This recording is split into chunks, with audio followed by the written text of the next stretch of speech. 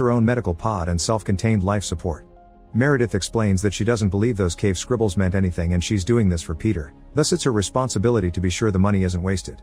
If the doctors make Find Life, they're forbidden from making contact, which makes the doctors wonder why they even came then. David spent the last 2 years deconstructing dozens of ancient languages and is sure he can communicate with the engineers, but when he sends a message to the planet, nobody responds. The crew decides it's time to land and the ship goes through the atmosphere, detecting no radio signals or heat sources, which should mean there's no civilization down there. However, Charlie notices some straight lines on the ground that couldn't have happened naturally, and the ship lands on that spot.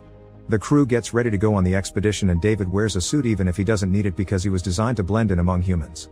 The group takes a series of vehicles to visit a dome-like structure that geologist Fifield can't tell if it's natural or not, but he's sure it's hollow. Once they get inside, Fifield sends 2 special probes that map the whole area, allowing them to find their way through a series of corridors. When they go deeper, they find a source of water that is heated by the sunlight, and the CO2 levels are acceptable. While outside it's completely toxic, it seems inside here it's breathable. Charlie assumes these aliens had been terraforming and takes the risk of removing his helmet, confirming it's completely fine.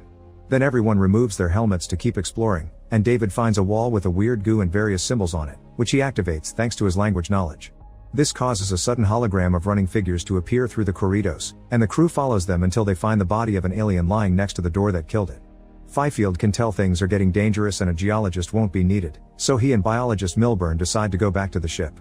While the doctors inspect the body, David manages to open the door, and they find the alien's head on the other side in a great conservation state.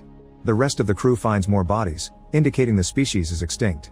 This room has worms in it, showing life is possible here, but also a monolithic statue of a humanoid head, murals on the ceiling, and a bunch of stone cylinders.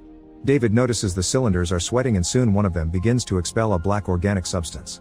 Elizabeth doesn't notice because she's looking at the mural.